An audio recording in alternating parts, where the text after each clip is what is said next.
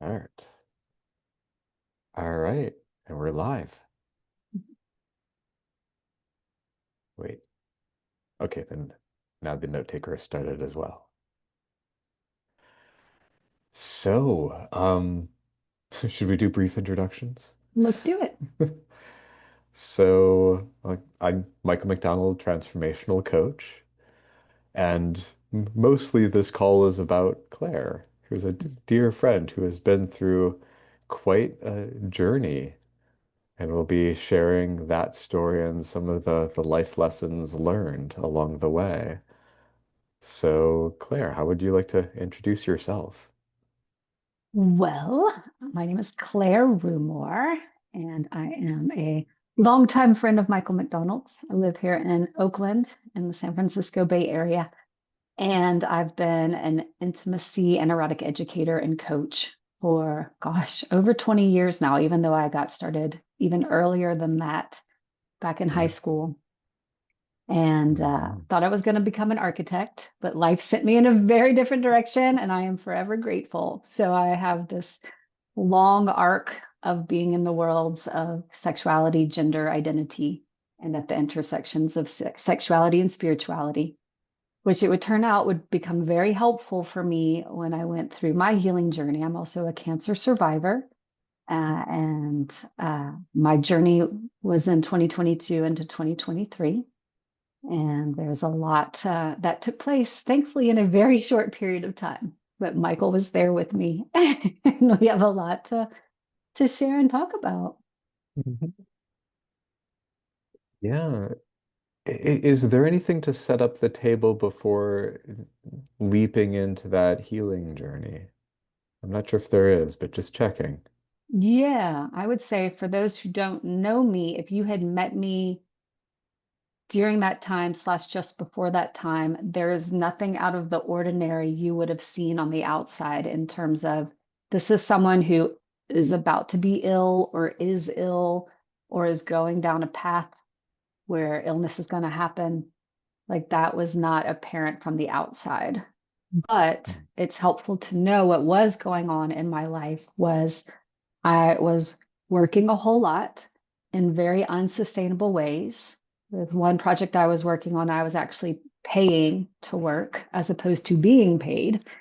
And then that meant I needed to work even more in my other jobs and projects.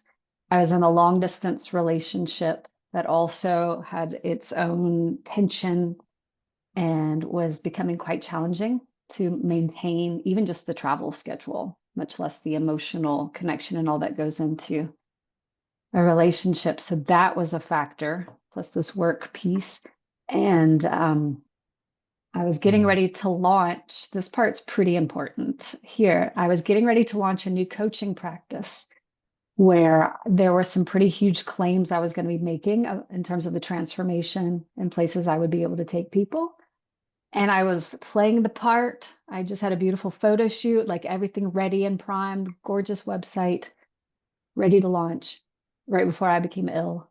But what wasn't apparent from the outside that through all of this preparation for business and doing the things you're supposed to, I was actually a degree off center, off of my center, which over time exponentially was going to take me way off my center. So this illness I can see now was life's way of intervening early on and getting me back on track, back in my process in a pretty extreme way, but effective. And uh, in relation to all of that, right before I became ill, and Mike, I don't think you know this, it was summer 2022. I was contemplating, I was looking around my space, and I was a feng shui practitioner for a dozen years. So I've dialed in my living space. Everything's feng shuied and energetically placed.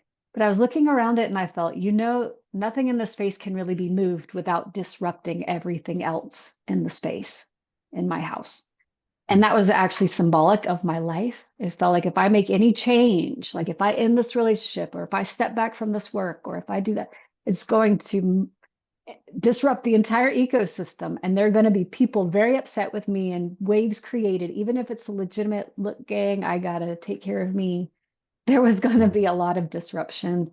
And I opted to not do that myself because I didn't want to upset people or cause those waves Mm. and make all that change. But again, life did that for me. And then another piece that's important for the lead in is in that same era, right before I got ill, I was thinking about this coaching uh, program, this coaching business I was getting ready to start. And I felt into it and I thought, I don't know if I'm a deep enough person yet to actually take people to these places I'm claiming to be able to take them. I'm an open book intellectually, emotionally. I'm very deep in those areas. But when it comes to life experience, I actually haven't been tested. I've had a pretty easy life. That's kind of upsetting. Well, cue dramatic music and life deepening experiences ensuing. And I'm now no longer questioning my depth or my capacity. Accidentally enrolled in a quick study program Oh, the for depth. doing the deep work. Totally. Like having to walk my talk because there's so much deep work I've done in therapy and workshops and Mhm. transformational weekends, all this stuff, year-long programs, etc. But actually needing to put it to the test or put myself to the test, if you will, in kind of a life or death situation had never happened. And so that happened next. Yeah, and it's evocative how sort of like both um like almost like fragile everything is. Like everything's like perfectly orchestrated, just like holding it all together. Um Exactly. Holding it and keeping it all together. yeah, because like even like it's not like you looked like you're on edge. And you were together in so many ways. Like you have like back then even you had done so much work. But there was in retrospect like it was in out of alignment. Like Mhm. it was coming to a point it sounds like okay it's holding and then it's like more Exactly. and more holding it together, more and more holding it together until just this turning point. The dam had to burst. There was no other way. The laws of physics absolutely still apply to me. So Uh-huh. So, yeah, like what happened then? Like what was this entry into this shift? Because like I encountered you like well into the journey. I didn't even know that you're on the journey until some Mhm. other like friends put us back in contact. Yeah. So the summer continued, and I think it was probably August 2022, maybe September. One morning, I was up early and I went outside my home to get a 5 gallon water bottle to pour into my water crock. I've picked those up hundreds of times before then. And that morning, I just had poor form picking it up and I tweaked my back a little bit. And I Mhm. thought, it just feels like a, little minor tweak, a little bit of aspirin, a little bit of massage, some ice packs, some heat, some chiropractic, some acupuncture. I'll be fine in a couple of days. And so I did all those things, and I did another round of all those things, and nothing was improving. And I was like, wow, I must have really hurt my back. And this was not a pulled muscle, it turned out, but I was waiting for it to become or to heal like a pulled muscle. And instead of healing, what I began noticing was a couple of things. I started to get tireder faster. I wasn't sleeping well. I started to not be able to sleep. 3 hours of sleep in a night was a good night. And I thought, well, my God, I am so stressed out and burnt out. That must be what's going on. And so there were, just some symptoms that looked a lot like burnout and stress. But this backache wouldn't go away.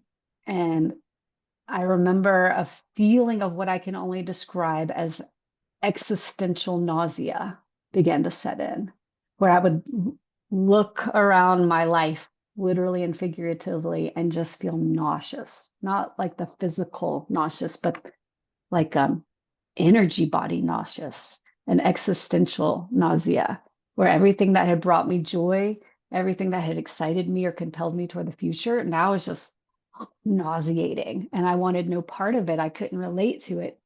But then I was caught in the void because there was nothing to Mm. replace it with. And all of my little tips, tricks, techniques, and antics to pull myself out of a slump, none of them were working. And I was like, wow. After weeks and weeks and weeks of this, I finally just realized I am not well. I am not well. And I started, and I thought it was just emotionally not well, psychologically, but I started just get weaker and weaker. And this protrusion started to show up in my hip crease. And I thought it was maybe a hernia from picking up the water bottle. And so, I was starting to I went to my general practitioner to have it checked out, and she sent me for an ultrasound, which wasn't going to be available for a couple of months. So there was just a lot of, I have no idea what's going on. I just know I don't feel like myself. I'm stressed. I'm sad. I'm disoriented. Something weird is going on. So it would have gone on like this for quite a while because I'm not one to necessarily at that time anyway, make use of traditional medicine or medical paths or to ask for help. But there came a time after I was just talking about it so much. One friend in particular made the very straightforward suggestion, like the suggestion of, why don't you go to the emergency room and just get things checked out? And I thought, I didn't even know that was an option. I thought you had to have been in a car wreck or a gunshot, a gun battle to go to the emergency room. We're So in he the said, Bay no, Area. We don't just get things exactly. checked You don't out. just We're exactly. We call him the spiritual healer we first, or meditate more we first. meditate more. Exactly. We do another workshop. So I thought, well, what an important or what a easy pathway. Let me just do that. Let me just do that because at this point I am weak. I'm not Mm, sleeping. I'm kind of in an altered reality. So long story short is when I mm, went to the emergency room, which was November, I believe November 8th or 6th, 2022. And I think, Michael, you kind of came on the scene maybe sometime in December or maybe late November. I don't remember, but I was already on the ride. And at the emergency room, and I'd never been to an emergency room, but they started doing all the blood tests and CAT scans and things like that and put me in a room. And my back was still achy, but I wasn't expecting anything hectic to come out of this other than like, oh, you have a hernia. Here's what we can do for that. Or here's some medication, or here's a quick fix, whatever.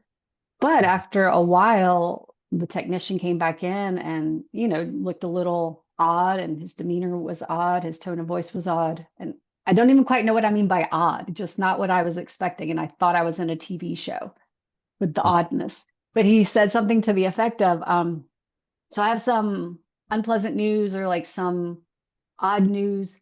He said, you have, what did he say?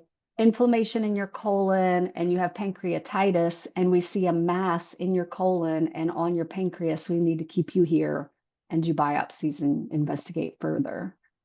And so instead of being freaked out or, some sort of reaction, I remember the first thought that crossed my mind in that moment was, well, this is going to be an adventure. That was the whole mindset that from the first moment. Just a beautiful pointer towards just like your way of being. This is going to be an adventure. This is going to be an This adventure. is, Yeah. yeah, okay. Yeah. There was like no, like, I wasn't joining the technician in his concern or his, like, I'm the bearer of bad news. I'm like, it's news. It's not good. It's not bad. I don't even know what it means.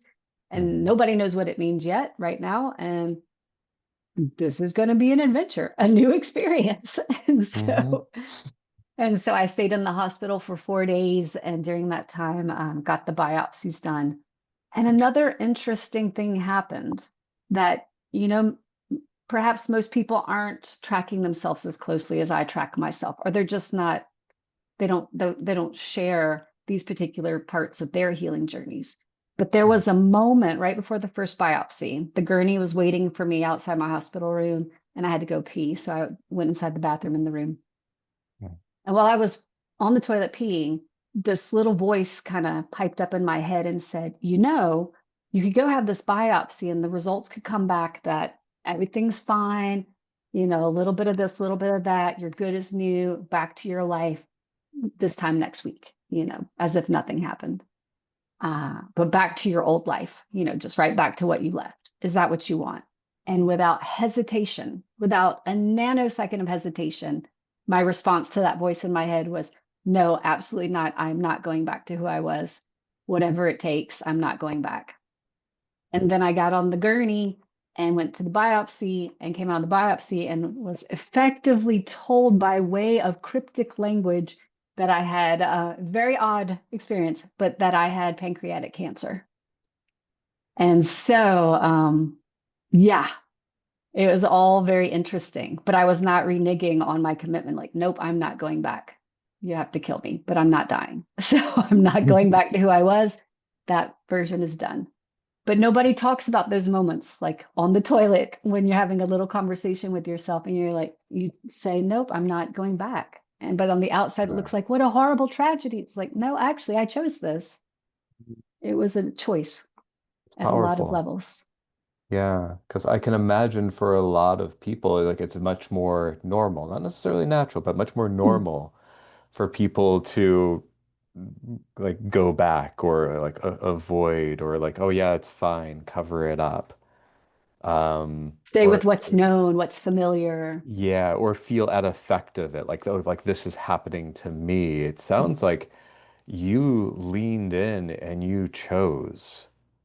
Um, like transformation. It's like, okay, like the wind is blowing in this direction, so I'm going this direction. I'm Yeah, not going to try to rewind. I'm not going to try to freeze frame who I am or right. my life. No, something was not permitting that. And I knew Mm. the only way through was the way through. Like Hmm. there was no other option. And while I was in the hospital, I had a lot of time to think. It's a lot of time Mm. to be by myself and reflect. And it was all very strange because I had no idea what was going on. And it felt like, Mm. am I dying? Is this my time to go? And when I really checked in with myself, I'm like, if it is, it is. Uh, but I don't feel that. When I Mm. check in with myself, I don't feel that intuitively. This feels like an initiation, like something I need to go through to tie up loose threads, clean up certain things, whatever it is. This is an important path, an important adventure.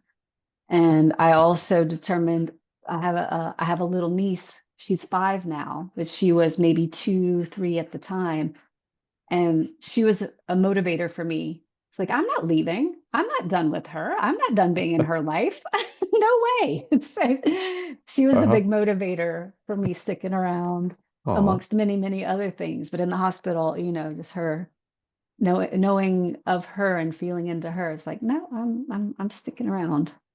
And so there was, yeah, just this sense of it's important for me to get in the driver's seat of the narrative because plenty of doctors Hmm. wanted to come to me with these terrified looks on their faces.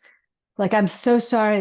Here's the news. Here's the this, here's the that. And Hmm. we're really sorry. And like, no, no, no, no, no, no. I don't need It's this. like I not don't need that, not this. that. No, that's your story.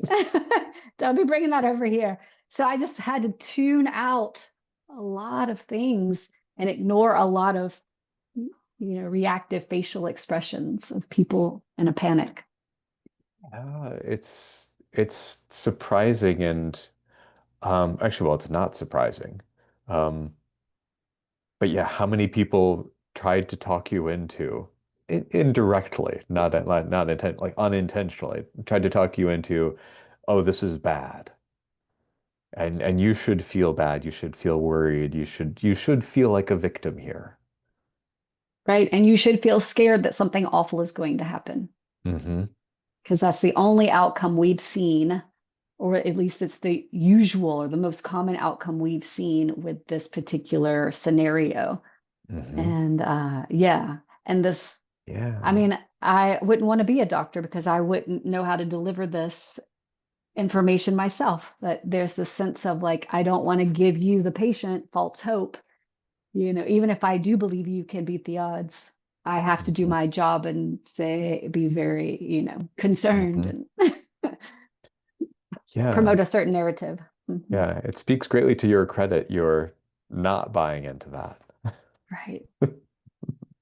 There were days when it was hard to not buy into it. And so that was the importance of community and being surrounded by support. This whole adventure was not something, this whole Mhm. journey was not something I could have done or survived or would have wanted to survive without community around me. It would have been way too much. Yeah. Okay, so you're in the hospital, you got the news, you're leaning in. Like what next? What else? God, that one was so what next was 4 days later after, days of fasting and then these biopsies, and then I'm being hinted at I have pancreatic cancer, but then I'm being told, no, actually I have colon cancer that's spread up to pancreas, which Mm, is more common than if it were to go the other way around. But later on, we'd do a second or maybe third biopsy, and it would sort of be definitively decided that actually the origin is unknown origin, but likely origin of the cancer was my pancreas, is what my medical record says. mm, Anyway, before leaving the hospital, I'm told I have colon cancer. This is great. It's much easier to treat. They're going to pair me with an oncologist and we'll move forward with treatment plan and go from there. So then I'm brought home and I'm just left, by myself in my home because I lived by myself at the time. And I was still so weak. I could not do things for myself. It was very hard to walk around. Time started to blur. I was also exhausted because I hadn't slept in days, weeks, months, any sort of substantial sleep. My resting pulse, it would turn out I had tachycardia, which is a high pulse rate from low sodium levels. But at the time, again, I thought I just was stressed out because my heart rate, my resting heartbeat was like 120 beats per minute, and it's usually 60 to 80. Yeah. So I was exhausted. I couldn't get comfortable. I couldn't rest. I couldn't sleep. I couldn't walk but half a block down the street. It was just a very strange time. And I felt in this liminal space. It's like all I could do was really just lay on the floor or sit. And it felt like tripping because I would be feeling in such an altered place to where I thought surely half an hour has just passed, but it only been 3 minutes. Or, like, how am I going to survive to noon? It's still 10 a.m. It's been 10 a.m. for the past 2 hours. How? Yeah, so it became very clear to me I needed company and I needed help and I needed people to anchor me to this reality mm, because all of November was, I don't know if I'm dying. I don't feel like I am. I haven't started treatment. I haven't received a definitive diagnosis. I don't know what's going on. I'm very out of sorts. I mm, don't have big appetite. I feel like I'm starting to shrink, lose weight. And so I just remember feeling in this liminal space in November, but it felt like I was between the worlds during that month because there was so much love coming through me in this mm, odd way. It's just like I could be dying. I don't know. I'm just going to like let love come through me mm, because I'm not expected to be a human right now. I'm not expected to be Claire. Claire's dripping away. She's dying, the former Claire. And I just remember it being so easy like, wow, people get upset about the pettiest of things. It's so amazing to me what humans focus so much attention on. And the ironic thing is, now that I'm healthy again and back in participating in human life, like it didn't take long for me to get back on the channel of getting it fixated on petty things and getting upset when driving. And mm. it takes a lot of life force to uphold pettiness. It's kind of a luxury. Pettiness is a sign of health. That's exactly what it was. But the Mm, trade-off was all this love, just being this mm, conduit for love and talking mm, to strangers, not saying, I think I might be dying. It's just like beaming love with no story and mm, not being conditional about it. So that was really beautiful. And that was a little upsetting to lose access to, even though it meant I'm now back in touch with life as a functioning human, a healthy and functioning human. But it's harder for me to reach that unconditional love place. Mm, yeah, that's beautiful. Yeah.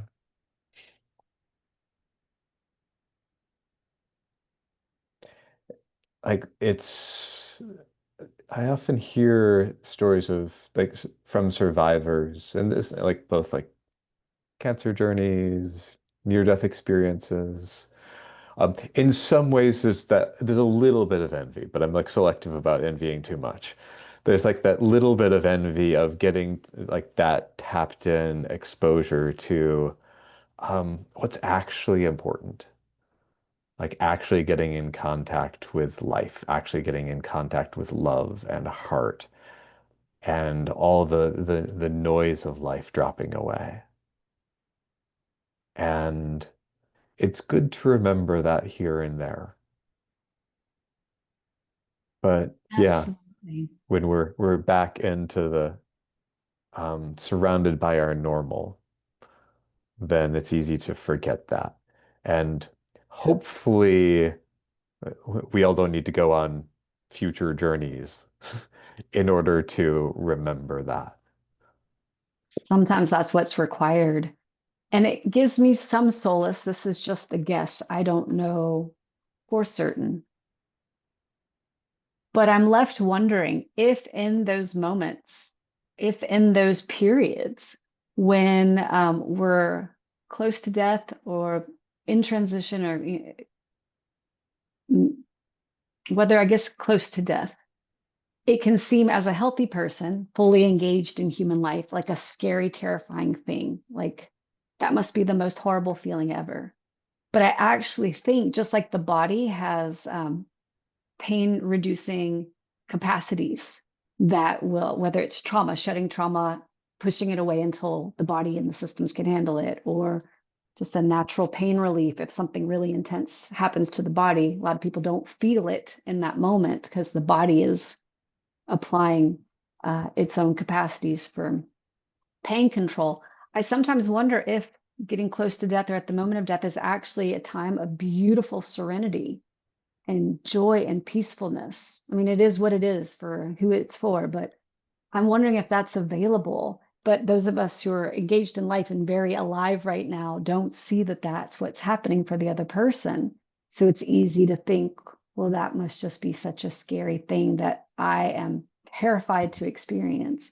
But actually, that person is wrapped in a lot of peace, and it's maybe a beautiful experience because my experience, though I as it turns out, I mean, maybe I was close to death, according to doctors and people from the outside looking in, but I never felt that. I never felt that. But I was in this very liminal space. And some people would react to me like, oh my God, I'm so sorry this is happening to you. You don't deserve this. Fuck cancer. And I feel like, whoa, whoa, whoa, time out, time out. No, no, not fuck cancer. Thank you, cancer, for being my teacher, being my access point. Thank you for this experience that's bringing me exactly the medicine I need. Like it was a really wonderful, positive experience. It wasn't pleasant, it wasn't pain free. I have lots of scars from my journey with it. But there's so much that I've learned and cultivated about and in myself. And there's so much connection I have and so much trust in life and the people around me and medical practitioners and healing practices and the body that I wouldn't have access to without this. It's a gift that I'd actually be upset if I didn't have it. Life took very good care of me. And one piece I want to share, because this goes back to the early times, right after I got to the diagnosis, coming out of the hospital, I decided, well, I'm going to be seeing this word cancer a lot. So I better make it mean something really important and empowering. So I made an acronym out of cancer. And what came to me was to make CANCER stand for Claire's access to her next clearly expressed earth, because I'm staying. reality. I Nice. thought, wait, I need to add that extra E. Can't see her. So Claire's access to her Good to be next specific. clearly expressed Earth reality. And so wrote that down and put it around my home so I could see that and anchor that in my reality. Oh, that's right. I remember seeing that on the wall. Yeah. Yeah, Exactly. that's beautiful. And it's lovely engaging it as a gift, like engaging it as medicine. Like because there's an intelligence to it. Um, Ah, it's sometimes I view like health crises as the intelligence coming around where you didn't miss earlier signals and issues and like trips like where you didn't go on the journey too many like or you didn't notice you didn't lean in and then it just becomes more and more brute force over time like instead of like a gentle nudge it's a ruthless slap and then there's that opportunity to like okay like I'm going with it I'm like I'm gonna follow this I'm and it's not like being overwhelmed by it or and it's not really like attacked by it. Like it's not a negative force. It's not against you. But it is a force of nature. So you get to learn how to go with nature. that's a good way to put it. I I'm very animistic and I believe in an Mhm. animistic world that Mhm. things even seemingly inanimate or non-human things have personality, have relatability, relationality, and can be contacted. And so I thought, I'm going to apply this belief to the tumors in my body. They're there for a reason, they're not there Mhm. randomly. And I'm really curious what their messages are for me. I want to get in touch and make contact. And so the first one I went for was I love one this on my part. pancreas. The one on my pancreas, because I thought for sure this is going to be a fanged monster with big claws, telling me, it's out to get me and I don't stand a chance. And so I tuned in through my mind's eye, through meditation, just fully prepared to encounter the scariest demon I'd ever seen. But what was there was actually very little. And it was this sort of vacuous, ephemeral presence that seemed very confused.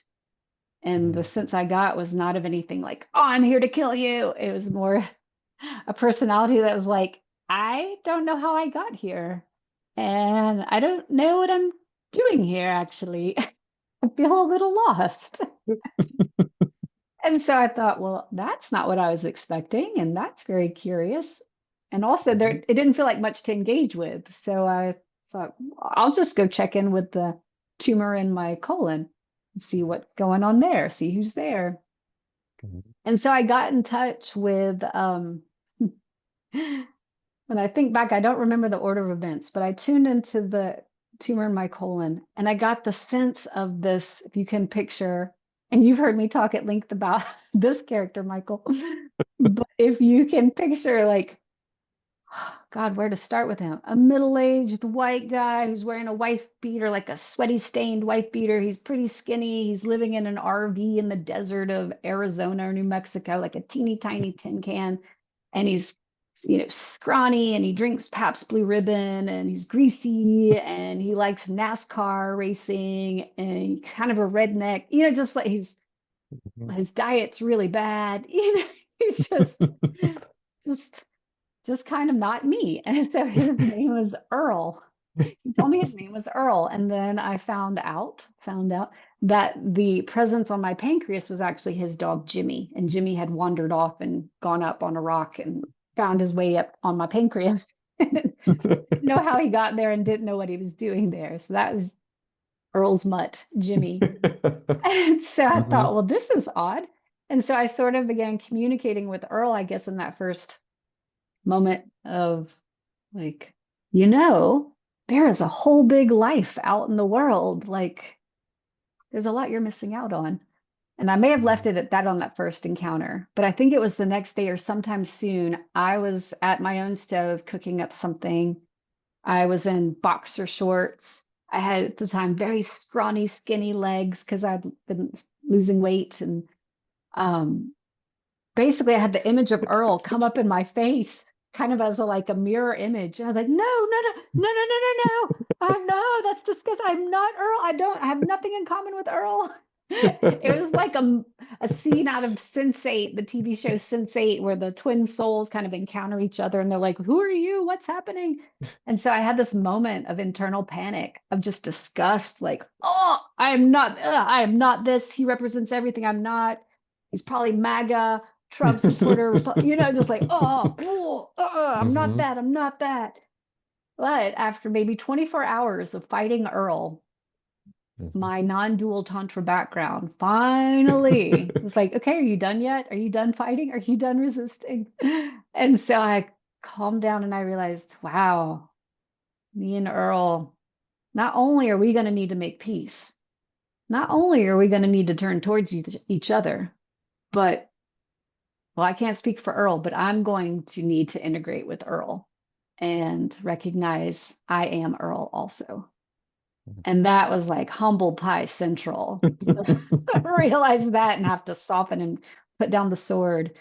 And so this, I guess, another adventure, a secondary adventure started in the meta realms of on a fairly regular basis. Earl and I would start communicating through my mind's eye. I would touch base with Earl, have conversations with Earl. I sort of became Earl's coach for a while and was coaching Earl and it's encouraging Earl to look beyond his little small reality and that there's a whole big world. I've seen lots of it. I've traveled to many, many countries. There's so much out there. It really would be great for you. And I was still revolted by Earl's diet. He's like white bread, spam, bacon, greasy stuff, no vegetables in sight, beer, all these conventional foods that I pride myself on not eating. So there are beautiful ironies in the next period of time that Earl and I were communicating. I was coaching Earl, and I remember there was a day Earl came to me in a vision, and he had showered, and he was all looking good, and his hair was combed, and it was really quite a sight to see. And I said, Earl, you look amazing. What's going on? And he said, Claire, I just felt like getting gussied up. Like, great. That's awesome. And then it wasn't so long after that, Earl came to me again. He's still gussied up and he's like, I feel like I want to go out and get me a lady friend. And I'm like, Earl, you should have a lady friend. I'm all for you. I'm all for this. Allow me to be your dating coach. Like, this is amazing. So, Earl and I were getting in camaraderie, but I still was keeping a power differential. I'm his coach. Hmm. I know better. I'm Hmm. recommending he go explore the world. What does Yeah. Earl know? Hmm. And then Earl, not too long after, comes to me and he's found himself a lady friend and they're getting ready to go elope in Las Vegas and start a new life. And she has a little female dog, and Jimmy's now got a girlfriend. And it was just all beautiful, exciting. Ironically, the girlfriend, now fiance, was this hippie girl who's like Grateful Dead loving, hippie skirt wearing, kale smoothie making, just couldn't be more vegan and green. And so Earl was now drinking kale smoothies and was now starting to eat all this health food and get into all these health practices and start traveling. The ironic thing was I was slipping in a different direction. I won't say forward or backward because who can say, but I was slipping in a different direction because as my body was getting weaker and while I was doing treatments and my system couldn't handle high fiber, whole grain, whole food type Oh yeah, that nourishment. that I, hippie stuff would be yeah, the torture hippie on your stuff was system. not my medicine at the time. So now I'm starting to need to eat processed food, white flour food, no vegetables unless they are cooked to a soggy lump, soggy mush. I'm Hmm. like having to drink like Ensure and just all these things that I would don't touch, unless it was necessary. And Hmm. especially after a medical procedure I had a little later in my journey, my system couldn't handle high fiber anything. So I had to eat basically Hmm. Earl's diet. and Earl had eaten my diet. And here, this is when Earl and I began to trade places because I came out. This is when I had, uh, Michael, you'll remember I went to the hospital because my colon perforated in this sort of freak experience. Hmm. And I had to have the emergency surgery. And then I had an ostomy as a result of that.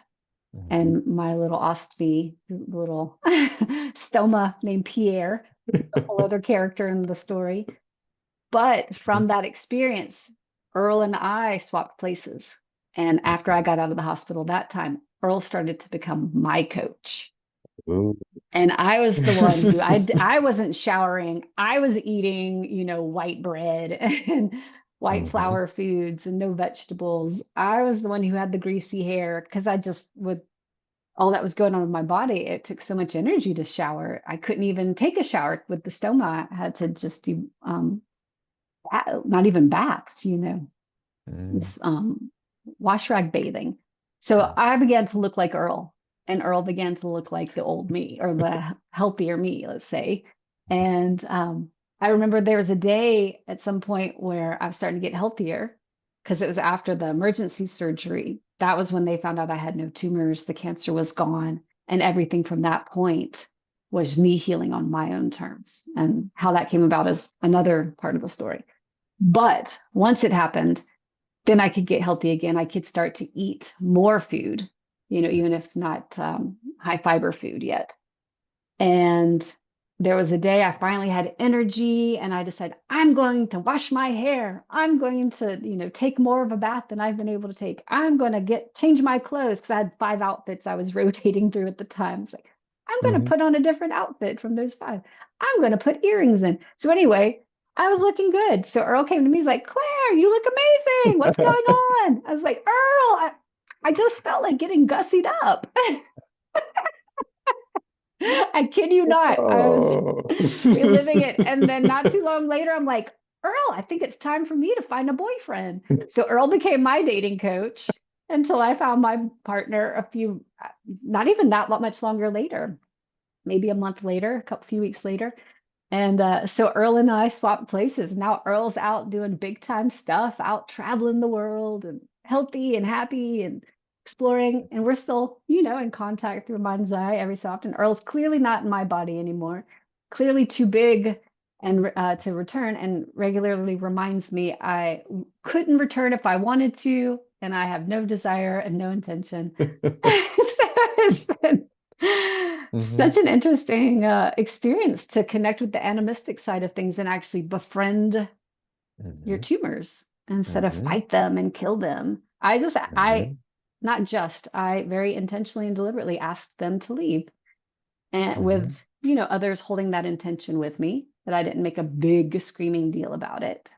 But Hmm. I decided I was done with chemo. I didn't want to do anymore. I'd done 5 sittings, let's call them at that point, and I was Hmm. really struggling and not enjoying chemo. I'm not sure who does enjoy God it, but forbid. yeah, yeah, right. So, Hmm. and I was ready to heal on my own terms and Hmm. not do any more treatments. And so I put that intention out and I said, Earl, Jimmy, I've been learning so much from you. Thank you so much for everything you're teaching me and this journey we've been on. And I could take it from here. I'm ready for you Yeah. to go live your best life elsewhere. So thank Hmm. you and on your way. And Hmm. maybe a few days, a week after that, I don't even know the timing, but not very long after that, I noticed something come out of in my stool one day because I had very loose stool at the time, very sensitive system. And my Hmm. dietitian had told me sometimes tumors, especially colon cancer, will release through the stool. They'll just exit the body through the stool. Oh, But I wow. didn't know what they look like. I just remember thinking, oh, this is an odd thing. I don't know what this object is, but it's Hmm. kind of nondescript, but it's unusual. Okay, anyway, down the toilet, flushed it, didn't think much about it. But then a couple of days after that, or short period of time Hmm. after that, is when my colon perforated. Hmm. Conceivably, potentially from the tumor having left so fast, it left the wall of my colon vulnerable and it opened a Oh. little bit. And then that was how I was able to, that's how we as the care team and myself were able to find out the tumors were gone. I had no presence of cancer anywhere in my body. detectable by scans or blood tests or any of the other testing they do. And I'd also set the intention I didn't want to do any more chemo. I was willing to do, like, okay, universe, I'm willing to do up to three, no, really two more treatments because I need to be realistic. But I don't want to be realistic. I want to be miraculous. Like, no more treatments.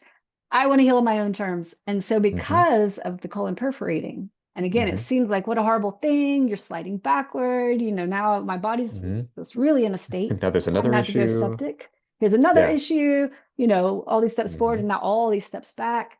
But Hmm. that's not what happened at all. It actually was this, even though it looked, I was pulled backward a little bit, it slingshot me forward in such a Hmm. great way because from, excuse me, from there, my oncologist determined, well, actually, it doesn't make sense to put you back on chemo, Claire, even, like preventative chemo, because you had this perforation and my abdominal cavity had to be cleared out of all the matter that went into my body. Like it was Hmm. 2 liters of infectious material, highly toxic material coming out of my bowels.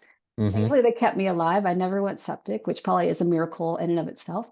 But because she said infection might still be hiding somewhere in my body, if she puts me on chemo and it depresses my immune system, then it could cause Whoa. the Yeah. infection to happen. So she was reluctant and said, why don't you check with your second opinion doctor, ask her about immunotherapy, if it would make sense to put you Hmm. on immunotherapy.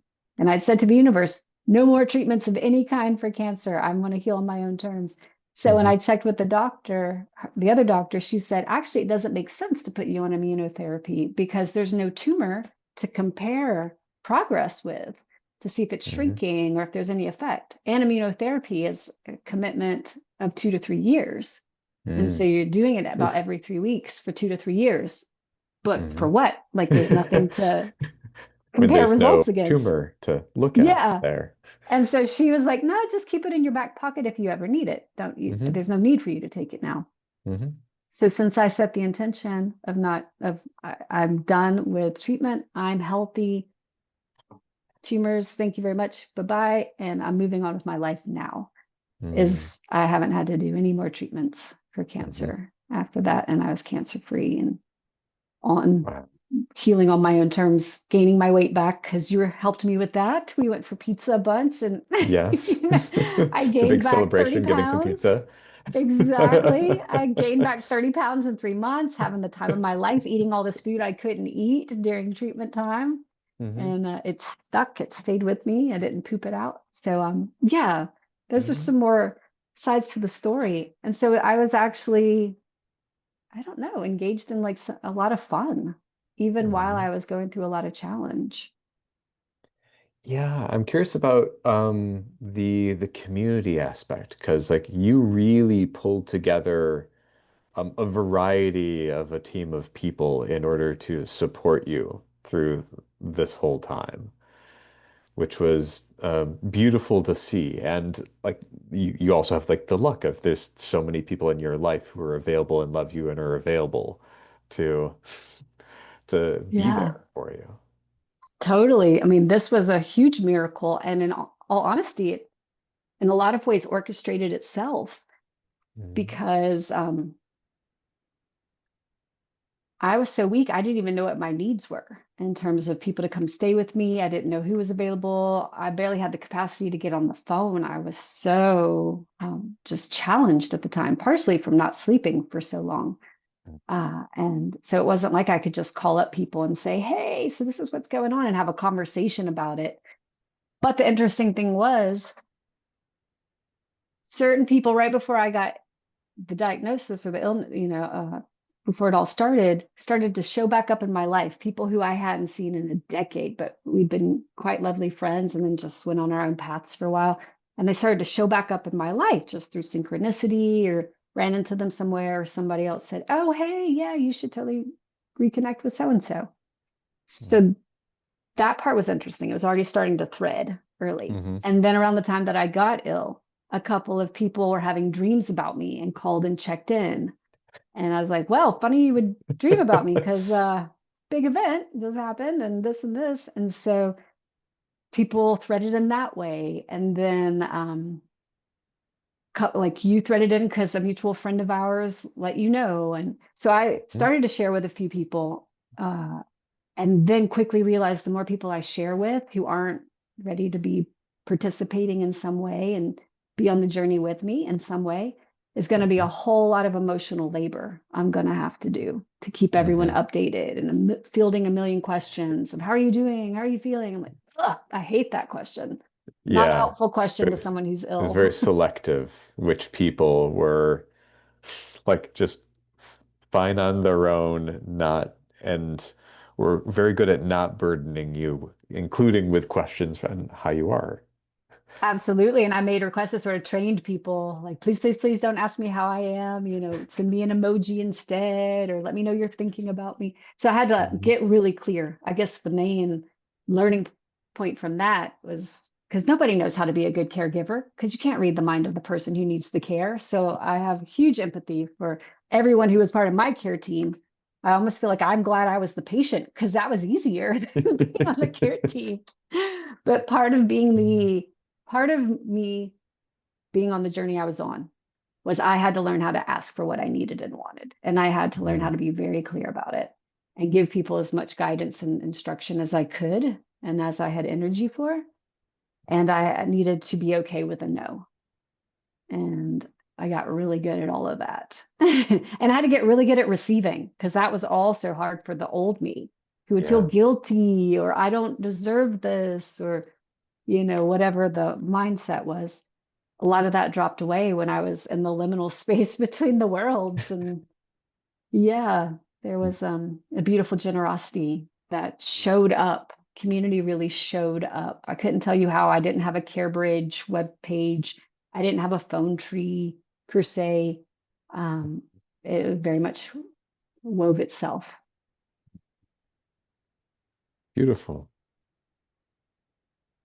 Um, Anything else about, yeah, like what insights did you have into the various kinds of approaches, beliefs, treatments for like cancer in general? Like what was surprising? Both like what worked and what was surprising. Well, I didn't spend a lot of time researching or reading up on or investigating. My felt sense was that I'm clearly ill. This is what they say I have. It tracks. I doubt they're making it up because I am quite ill. And I'm aware that there is, recommended regimens. Like if you have this type of cancer, this is the treatment plan. And so we discussed it a bit with my doctor, had a good friend who's a mutual friend of you and me, Michael, that's Shandor, who came in and Mm, became my health advocate. He also, I think I texted him while I was in the hospital the first time and mentioned they found a tumor, they're checking things out. He dropped everything and flew out like 2 days later and was mhm, with me during some of my appointments and examinations, and then stepped in as my health advocate, which I'm so grateful for because it's when you're ill mhm, and in a pretty hectic place, it's really hard to take in all the information and remember what's being told. So I had him and another dear friend stand in as my pillars early on and my health advocates. And so there wasn't a lot of discussion. We didn't really need to deliberate about what to do. It was sort of like, here's the regimen, here's what's recommended. And I was like, when do we start? You know, mhm, because I knew that that needed to happen. And then I also said to my oncologist, I'm fine to do chemo and what you suggest. I want to also pair it with things from my realm and mhm, my more holistic approaches. And she said, that's totally fine as long as you're not doing anything that's a consumable, like Chinese herbs or high doses of THC cannabis, mhm, which is also, kind of an alternative, a little bit controversial approach to healing cancer. It's been very mhm, effective for some people, but I knew it's not the path I wanted to take. So it was fine to tell her I won't do any consumables. Most of what I have in mind is emotional healing, spiritual healing, mindset healing, and diet stuff to a degree. But all the things that I would have loved to have done, I couldn't process. I couldn't even digest, so I couldn't include them. So my diet actually had to be put on hold. But Mm, she said you can do whatever you want with healing, with the healing stuff, as long as it's not a consumable. So that was our agreement. And mm, then I think from the time I got out of the hospital, the first time for the biopsies to the time when I was starting cancer treatment, first chemo session was maybe 3 weeks. Like it was whew, lightning fast. And I never really questioned. I couldn't to this day tell you what medications I took. I don't remember their names. I just remember their nicknames. I didn't care. I was like, this is supposed to go in my body. I mm. understand that that's what needs to happen. I'm going to pair it with these other things. I'm going to play with, get in sync with this medication and go with the flow. And, going to see what happens. And then I'm going to do all of my woo woo stuff also. So I don't know if Mhm. there was anything I was in the conventional realm. I mean, the doctors say that I'm a cancer super responder or a chemo super responder, that I went from stage 4 to cancer free after 5 sittings of chemo is pretty unheard of. That was not the objective I Mhm. set out with. That was more the intention I uh, Mhm. landed on as I was moving through. It was more like, I'm ready to be done with this. Mhm. I got what I needed. Yeah. And yeah, so really the power Yeah. of the inner work. I already Mhm. knew it's effective, but again, I hadn't been tested. I hadn't walked my talk in the way that I was But you now knew being of tested. it. Oh yeah, knew You of you it. had See, the little map, you small had the organization. theory, you could talk about it. Like you supported other Absolutely. people with it, and then you were in the territory. Yeah, like it was time In to the do it. territory. Absolutely. And I Mhm. wasn't needing to do it by myself to prove any point. So I had Mhm. certain healers. I was drawn to certain modalities. I was drawn to, this was just me. I'm neither recommending or not recommending any of these. This is just my path. And I went with medical qigong, acupuncture, not Chinese herbs. I did, what do we do? Like I worked with a healer whose focus is on healing with love. So really opening the heart Mhm. to love and loving. And so a lot of forgiveness is part of that. A lot of Mhm. cancers happen because people are holding resentments and angers and trapped emotions because forgiveness hasn't happened yet. So we did a lot of forgiveness work and a lot of unconditional love work. And I was doing a lot of going back into my past lives, not previous lives, but childhood from this lifetime, just going back to events from this life and completing and healing and asking for forgiveness and just moving through, just untangling day in Mhm. and day out. It was a full-time job. And I'm so grateful. I also did network spinal analysis type of Mhm. chiropractic. Once I was healthier, I started working with Mhm. them. And that I think helped me a lot. And I would love to do that again. So there were so many different things, plus endless hours of massage. I'm so grateful for all the touch work I got. So Mhm. much massage and so much love and lots of good conversations with friends. And then Mhm. another one that was really important for me was having someone, and it wasn't always the same person, but there were a couple people who were sort of my anchors in this department. And you were one of them, Michael, having someone Mhm. who I could bring my fears and worries to and then have it Mhm. reflected back of not just like, oh, you don't need to worry about that or you shouldn't worry about that. It was more just like, well, here's what worry does. And here's why it's not helpful. Or, just really giving me spiritual insight and Mhm. helping me unpack, kind of dismantle whatever was holding up these fears. So that was super important. Otherwise, I would have, as many of us do, we get frozen and stuck on that fear, that thought form. We ruminate on it. We upset our system about it. We take on an identity. We're pushing it away. We're pulling it close. It's like do or die, do or die. It's just it's really hectic. Whereas just like, I'm afraid I'm going to die. I'm afraid they're going to say this tomorrow. I'm afraid the test result's going to be, you just like bleh, confessional. Mhm. It's better out than in. And having friends who could hold that with me and not take it on and scare themselves with it. It's just like, oh, well, let's look at this together. And that was so Mm. powerful. Beautiful. Beautiful. Yeah. Um, anything else? Yes. Is there anything you might want to share with other people?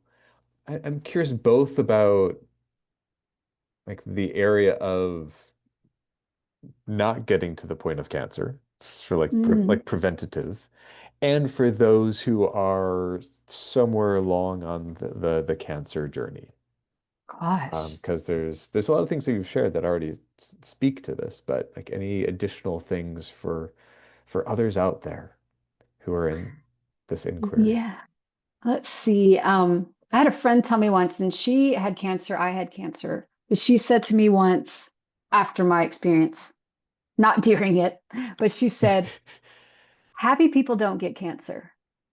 And Mm, I found that very interesting. Now, whether that's true or not, I don't know. But I was mhm, not a happy person at the time leading up to when I became ill. And mhm, so you couldn't have told that from the outside looking in. You know, I had everything and I was not happy. I was mhm, very stressed out. So I'd say stress and getting ahead of stress for people who, you know, are trying to not have to go on a cancer journey. Moderate and modify your stress levels for sure. Do what you need to do to get into balance in your life and don't take things so seriously. I think all throughout my cancer time, this is very serious stuff. Stage 4 cancer. You don't shit around with this. You got to take the, you know. And I was like, you know what? I'm going to befriend the tumors. I'm going to have conversations with them in my mind. I'm going to put stickers on the chemo bags. I'm going to make every chemo session feel like a party. I'm going mhm. to make friends with the nurses and the staff. I'm going to be a goofball. I don't care. You know, so it's like, don't take life so seriously. It was a big learning piece for Yeah, me. like I might add to that, like this is a matter of life and death. That's how important it is to not take this seriously. Exactly. Exactly. Because I was taking a lot of stuff seriously before Mm, all this happened. mm, And I still do, but I catch myself a lot faster, much faster. So those are the few extras for folks not wanting to have to go on a cancer ride. For those who are on their own cancer journey, I would say getting ahead of your narrative, staying in the driver's seat of your narrative. What is your story? Doctors can say what they say. Medicine and science might say certain things too. I'm not anti-science at all. However, I'm also like, that's only half the story in my mm, paradigm. And so it felt really important for me to get clear. Well, what do I believe? And what doctors are saying at the end of the day is really only an opinion. It's not definitive to my reality. And this experience, through this experience, I proved that to myself. And so I wasn't expected to make it. They had paired me with a palliative care nurse. They were expecting me to like be on my way out. And I was like, no, no, no, I'm molting. I'm going into the cocoon and I'm becoming liminal slush, imaginal cells for a period of time. And then I will come out and I will be a hmm butterfly. And that's hmm exactly what happened. And that was the story I told the whole time. And that hmm this was the access point to my next clearly expressed reality, Earth reality. hmm And it's been that. So, to the extent that anyone can get in touch with, get not only in touch with, get in the driver's seat of your narrative. Yeah. Yeah, I'm curious for that narrative that you were in. To what degree does it feel like that was personal choice versus you sort of knowing and sharing the narrative? Was it like, okay, I'm going to make this way? Or is it like, no, actually, I think this is what's happening? It was both and it Mm, really was. And what was interesting, I mean, I was already moving in this direction intuitively on my own. mhm, But shortly after, I don't know if I shared this with you, Michael. Shortly after I got out of the hospital the first time, I felt, you know, I need some guidance from the non-physical side. I need to know what's going on because this is just really unexpected and weird. So I mhm, did a tarot reading with a reader who I've worked with many times before and mhm, shared with him what was going on. And he began pulling cards. And mind you, I'm coming just fresh from the hospital, maybe a day or two, newly diagnosed. It's not great. It's not awful, but it's not great. Like things are just in a weird place. And Mhm. I want to emphasize how not in a good place I was, because the cards he started pulling from for that reading were, it was highest healing card, highest healing, victory, victory. He's like, well, the cards coming out say you're going to survive this. And that not only that, but in about 6 months' time from now, you're going to have a completely different view on what's happening. And it will Mhm. be as if you've just woken up out of a dream and you're just on you go. Like you're Mhm. like, whoa, what was that? And so my feeling at that time was like, your lips to God's ears. That would be amazing. I have no idea how that would work out because I am not in a good place right now. Mhm. But sure Mhm. enough, it was almost 6 months to the day of that reading was when Ooh. Pierre had just gone back in, meaning my ostomy. I had my Mhm. the ostomy restoration and everything. I was cancer free. I was off chemo. My ostomy got put back in. I'm stitched up. I've gained weight back. I'm getting ready to travel for the summer. I'm about to start, I didn't know at the time, but in a few months, I'm going to start dating. Like life is going to go on. I'm going to get back to work. And it was 6 months, almost to the date from that reading. And it was feeling in that time like it really was me coming out, waking up from a dream. Like, Mm. what just happened? And like the whole time I was supported emotionally, financially, moral support, all these ways to where every step was there before I even needed it. And then I was released out onto my own, once I was healthy enough. Friends Mhm. didn't need to be there around the clock and, didn't need to come over and stay with me so I wouldn't be alone, Mhm. that kind of stuff. And Mhm. the reading was absolutely accurate. But Mhm. that didn't inform, I didn't trust in the reading and say, well, this is a signed, sealed, and delivered. I had to do the work still. But I held that in the Mhm. back of my mind that two readings that I had at that time both said, this is not a physical death, this is a spiritual death. And you'll Mhm. come out the other side. But the only way you get to the other side is crossing Mhm. the river. The way through is the way through. Mhm. Yeah. Wow. And I Yeah. have that reading recorded. So it's not something I'm making up. That's magical. It's so Hmm. cool. Um, Yeah. um, anything else? Those are the questions that occur to me to flesh this out. Anything else that you'd love to Yeah. share? Gosh. Well, I feel there's so much to share, and there's so much that won't come out in this interview, and that's okay. Yeah. However, what I do want to share, and this is for folks, whether you're ill, not ill, you're supporting someone who's ill, it doesn't matter. Magic and miracles are as real as to the extent that you believe in them and allow them.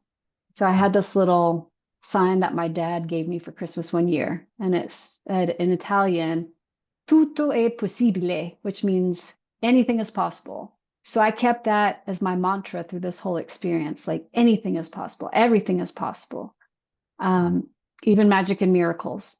And in the hospital, magic and miracles and $1 million views. Because every time I was in the hospital, I had $1 million view. And Hmm. yeah, it was just really well taken care of. Life really wanted to meet me. And as I invited it in, it became sort of this game of magic and miracles and seeing how much I could receive. Because before that, I had to do it all by myself. So that is another exclamation point from my healing journey. And now I want to share what's happening now because Yeah. there's that piece. This is all brand new as of this recording, July 2025, July 16, 17, whatever day it is that when I was ill, my social worker pulled me aside and she knew the type of work I had been doing prior to getting ill. And that was in the realms of sexuality and intimacy coaching and all these things. And she said to me, you know, there's such a disconnect and such a gap in service between what care team is trained to even be able to offer and what patients need when it comes to intimacy, sexuality, relationship support, body image, all these things that have to do with intimacy and sexuality. during cancer and after cancer, because for some people, a lot of things change. And she said, if you were to ever take that on, you would never run out of work. And so I thought, that's interesting. Well, I know I don't want to coach like one person at a time or, one couple at a time, but I thought, well, this is so interesting. Maybe I could come up with something where I train the care team members, the social workers, the nurses. Maybe I could train people how to coach cancer patients and, bring a sexuality component to cancer coach programs, something. Anyway, I noodled on it for a good long while, maybe a year and a Hmm. half. And then the idea was ready to birth. And so what's happening now, I've now pushed it live, but I have a new website. It's called cancerandintimacy.com. And so this is the start of a new business. And it Website's out. has websites out, it's live, still being built, but it's on its way. Okay. And it is free and paid resources, on-demand learning, coaching. And we're going to have a curated shop with different intimacy products that I'm personally vetting and affiliating with the companies who produce them. And so we'll have those available through our website. Very excited. And the membership Mm. section, blogs, lots of writing to Mm. normalize this conversation and to emphasize it's not happening when it needs to happen for people and there aren't resources available. So given that I'm an erotic educator, an intimacy coach, and a cancer survivor, like You've I got that and the intersection on the Venn community, diagram. yeah, exactly. Plus the community I'm connected with from 2 decades of being in this field already. It's just like, Mhm. okay, the floodgates are busting loose with content-rich resources, and just beautiful education coming through. And then Mm. the next piece of this is a Cancer and Intimacy Institute. And through that are certification trainings and eventually continuing education courses for professionals and really any helping industry. Anyone who is working, has worked, will work with somebody going through cancer, someone who has gone through cancer, and or the partners of people who are with cancer or have gone through cancer. And I'm creating certification training in cancer and intimacy body of knowledge of what these practitioners need to know to be most effective with their clients. So kind of training coaches to get out into the world, counselors, therapists, to bring this information to their patients and then be referred out as a specialist in this area so that someone in whatever part of the world, um, rural or otherwise, could have a practitioner in their area or close by. And it could also be done online. So we want to have as many practitioners, 10,000 plus practitioners trained in this as soon as possible. And then the third component is that's going to be happening is consulting and training with hospitals in clinics to get their staff trained at minimum to be comfortable bringing up these topics with patients and Mhm. then referring them to cancerandintimacy.com or giving them a pamphlet or just Mhm. something that starts the conversation and lets people know there are resources and there are sources of support now. Mm. Perfect. Yep. So this is the legacy that is coming from my journey with cancer. Oh, awesome. I love that you're doing that work. And I love that, like, that missing piece is now being spoken to. Yeah. Absolutely. Gives me a reason to stay on the planet for a long time. Hmm. I stuck around for a reason. Yep. And helping more people out. Yeah. Ah, okay. Lovely. Anything else? Any last things you want to share before we The close? very last We've covered a thing, lot.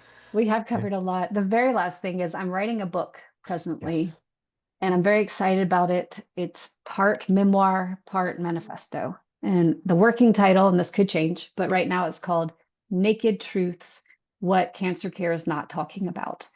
And a Mm. part of it is my story, which we've just shared here. And then the remaining part is the manifesto that's really driving home how important work around cancer and intimacy, relationship support, support with body image and body confidence. If somebody's lost body parts or had body parts removed or big scars like me, after their journey, how do you reclaim self-love with your body when you feel betrayed by your body or that your body is marked by all these just unpleasant results of treatment, that sort of stuff. So I'm really excited to have this book be available, and so people can learn, can read, can understand what the lived experience of folks going through cancer is and how they can be helped by this work being available. Hmm. Yeah, beautiful. Yay. All right. Thank you so much. It's been a blessing to be with you in in this journey, and also like really cool to get to hear your story and a lot of new things I didn't know about the story today. Getting the full picture. So Nice. thank you so much. And hopefully this little interview will serve and inspire many. I would love that. Yay. May it be the medicine that's needed where it's needed. Awesome. All right. With that, I'll finish the recording.